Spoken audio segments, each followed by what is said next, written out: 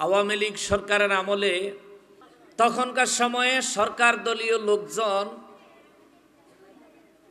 পূজার অনুষ্ঠানে বিভিন্ন শুভেচ্ছা টুভেচ্ছা জানাইতে একটু লুকাইয়া টুকাইয়া জানাইতো, ঠিক না? কিন্তু এখন বিরাট এক স্বাধীনতা আইছে, হিন্দুদের পূজায় হুজুররা, ঠিক কিনা বলেন? হিন্দুদের পূজায় উল্লেখযোগ্য রাজনৈতিক দলের ব্যক্তিরা যারা ইসলামিক লেবাসে, কেউ গীতা পড়তেছে, কেউ মন্দিরে ওদের এই পূজার একটা নাচন আছে, কি জানি নাম, এই নাচনের লগে নাচতাছে।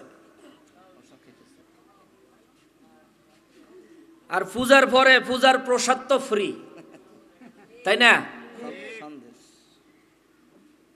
পূজার প্রসাদ আপনারা খান, মিলাদের তবরুক আপনাকে মজা লাগে না, যেটা মজা লাগে সেইটাই খান, আমরা কোনো অসুবিধা। কিন্তু নিজেরে মুসলমান পরিচয় দিয়া মুসলমান সমাজে ফিতনা লাগায়েন না। টুপি আর পাঞ্জাবি হইলে মুসলমান হয় না। এই বিষয়ে আল্লাহ রাব্বুল আলামিন আমার নূর নবী রহমাতুল্লিল আলামিনকে 1450 বছর আগে এই বর্তমান পরিস্থিতিরা যেমন হয়তোবা এর কাছাকাছি বা এইরকম বা এর চাইতেও জঘন্য কোনো পরিস্থিতি ছিল, যার কারণে আল্লাহ তাআলা কালামে হাকিমের মাধ্যমে তার হাবিব রহমাতুল্লিল আলামিনকে বিষয়গুলো জানিয়েছেন, সতর্ক করেছেন। জোরে কন্যা সুবহানাল্লাহ। সূরা মুজাদালা কোরআন শরীফের সিরিয়ালের 58 নম্বর সূরা, বেশি বড় না, 22 খানা আয়াতে কারিমা রয়েছে। মুজাদালা শব্দের অর্থ হচ্ছে অনুযোগকারিণী, অর্থাৎ অভিযোগ আর কি। অভিযোগের বিষয়টা যদি তুলি তাইলে আজকে আর আমার আলোচ্য বিষয়ে আলোচনা করতে পারবো না, এটা অন্য একদিন শানে নুজুল আলোচনা করব। আজকের আলোচনার বিষয়ে আল্লাহ তাআলা তার হাবিব রহমাতুল্লিল আলামিনকে বলছেন, বিসমিল্লাহির রহমানির রহিম, ألم تر إلى الذين تولوا قوما غضب الله عليهم ما هم منكم ولا منهم ويحلفون على الكذب وهم يعلمون।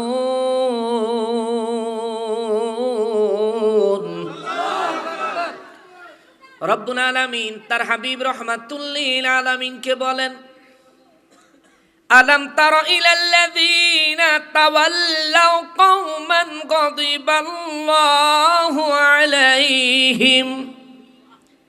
আল্লাহ বলেন, নবী গো, ওগো রহমাতুল্লিল আলামিন, আপনি কি তাদেরকে দেখেন নাই? হুজুর, আপনি কি তাদেরকে লক্ষ্য করেন না?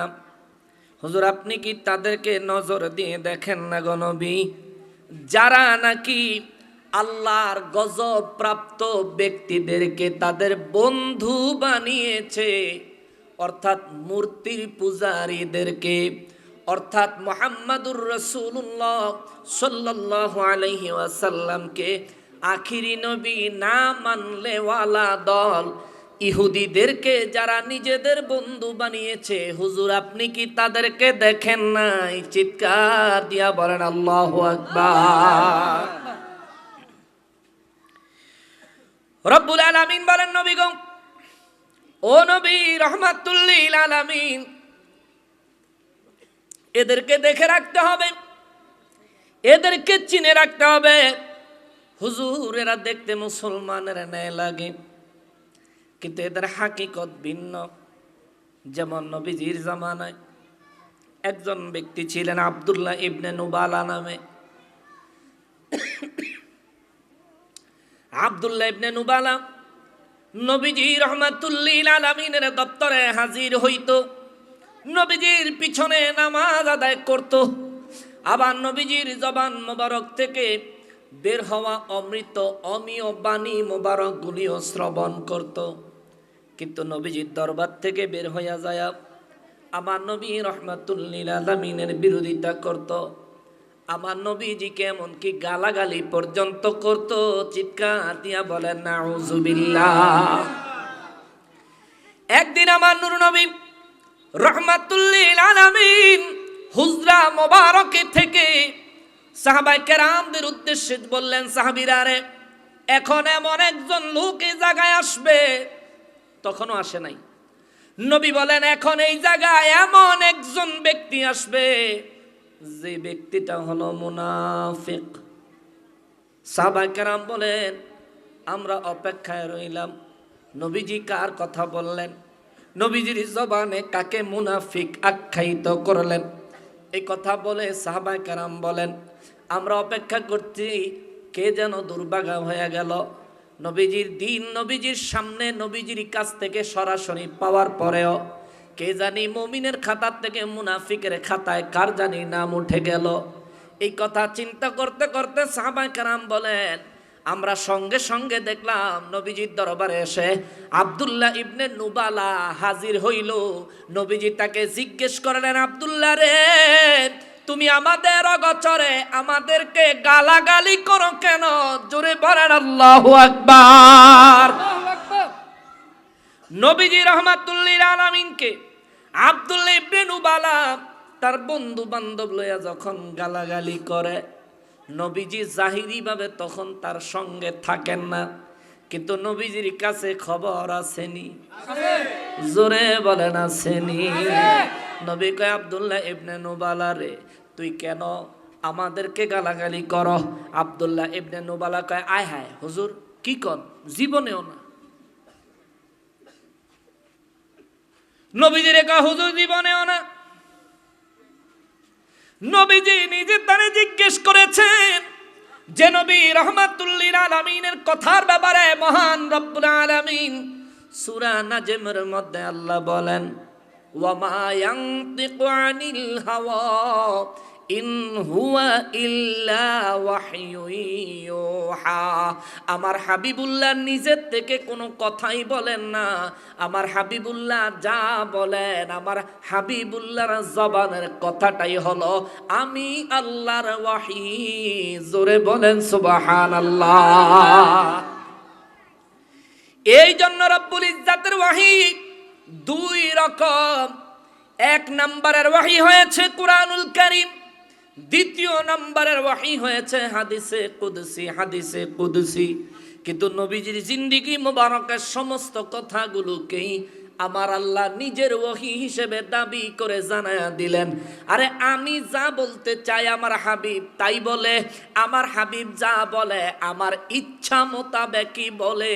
জোরে বলেন সুবহানাল্লাহ।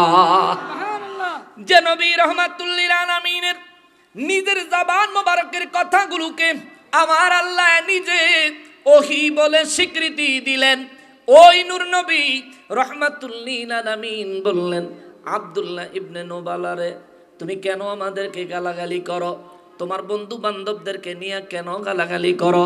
আব্দুল্লাহ ইবনে নুবালা কয়, হুজুর আমি গালি তো দেই না। অর্থাৎ সে বুঝাইতে চাইতেছে আমার নবী অযৌক্তিক কথা বলেছে, সে নবীজিকে মিথ্যেবাদী বানাইতে চাচ্ছে। চিৎকার দিয়া বলেন নাউজুবিল্লাহ। সঙ্গে সঙ্গে সে কসম করা লাগছে। হায় হায়, কসম দিতাছে, আল্লাহর কসম, হুজুর আমি আপনাকে গালি দেই না, হুজুর আপনার সাহাবীদেরকে গালি দেই না, ও নবী আমরা গালি দেই না গো। সঙ্গে সঙ্গে এই লোকটা যায় তার সঙ্গীদেরকে জাগরে লইয়া গালি দেয়, হেগরে গিয়া বিশ্রায় লই আইছে। আমাদের দেশেও দেখবেন মুনাফিকদের সাঙ্গ পাঙ্গ আছে না না? হেগো সাঙ্গ পাঙ্গ তুলনামূলক কম না বেশি? হেগো বেশি না, হেগো কম, হেগো ইবলিসিটা বেশি। ঠিক কিনা বলেন? এই জায়গাতে আমরা যা মানুষ আছি এর মধ্যে কি বেশিরভাগ মিলাদুন্নবী মানুন না বিরোধী? কথা কন, বেশিরভাগ মানুন না বিরোধী? তাহলে পরিমাণে আমরা কি কম না বেশি? ইনশাআল্লাহ আলহামদুলিল্লাহ আমরা বেশি। ঠিক কিনা বলেন? কিন্তু হেরা হইল মুনাফিক, প্রভাকাণ্ডা করনেওয়ালা। আল্লাহর রাসূলের সাথে প্রভাকাণ্ডা করেছে, উহুদ যুদ্ধের দিন 300 সাহাবী নিয়ে পিছন থেকে কেটে পড়েছে।